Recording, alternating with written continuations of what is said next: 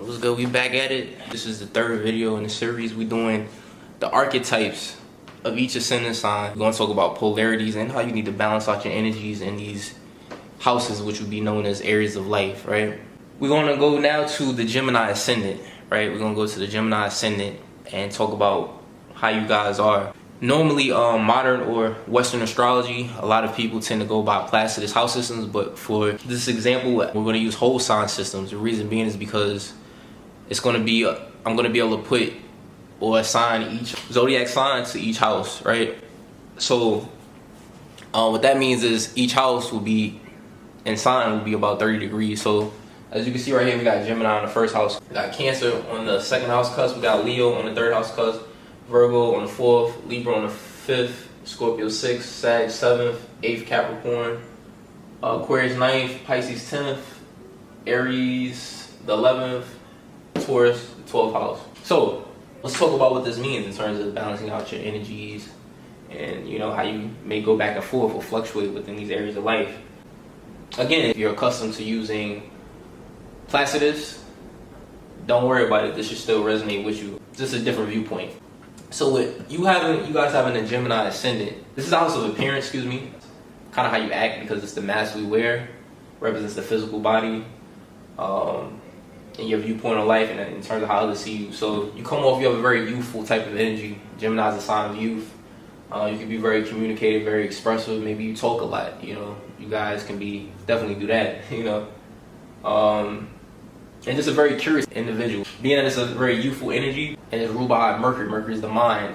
This can show you, it's like a student type of energy that you would have, right? So this is how you come off.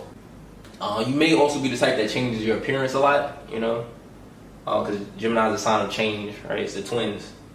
So being that we were saying you're very curious, right? Seventh house is your relationships, partnerships. You got Sagittarius here, as you can see, right? So in your relationship, being that you're very curious, you attract people who could be kind of like philosophers and teachers, because you have a student type of energy that you come off like. You're very curious, so you attract.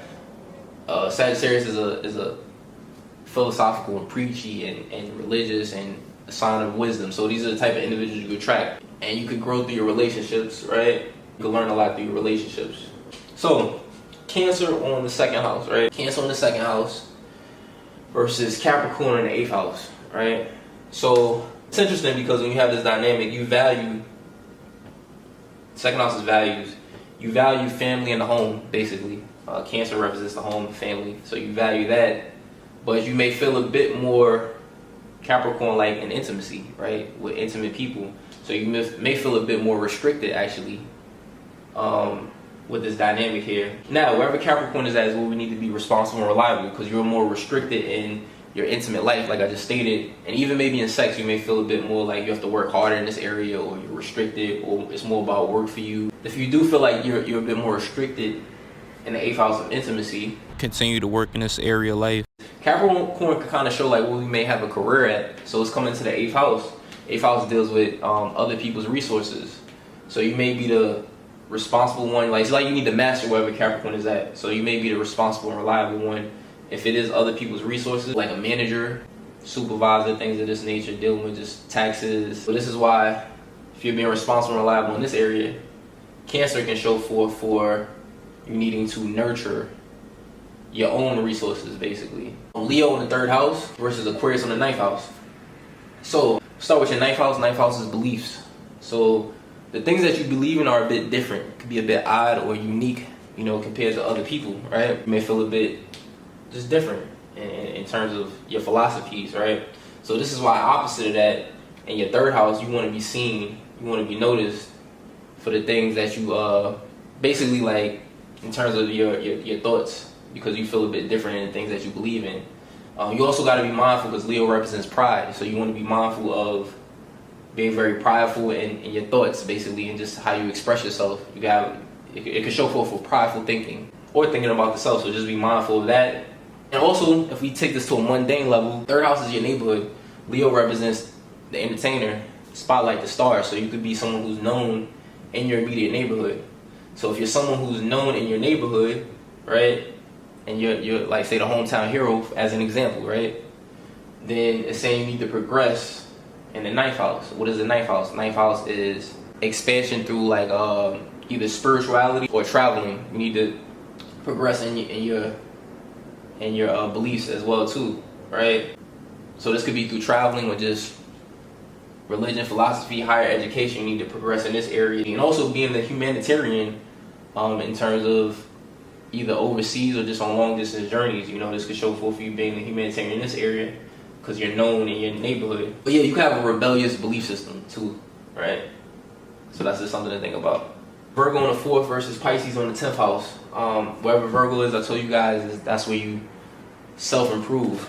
That's where you want to work on. Versus Pisces is where you self-sacrifice and you give to. So in your career, 10th house, public image, you could be very giving in this area. You could sacrifice a lot for your career, so you need to self-improve and work, which is Virgo, on your home life, your family life, right?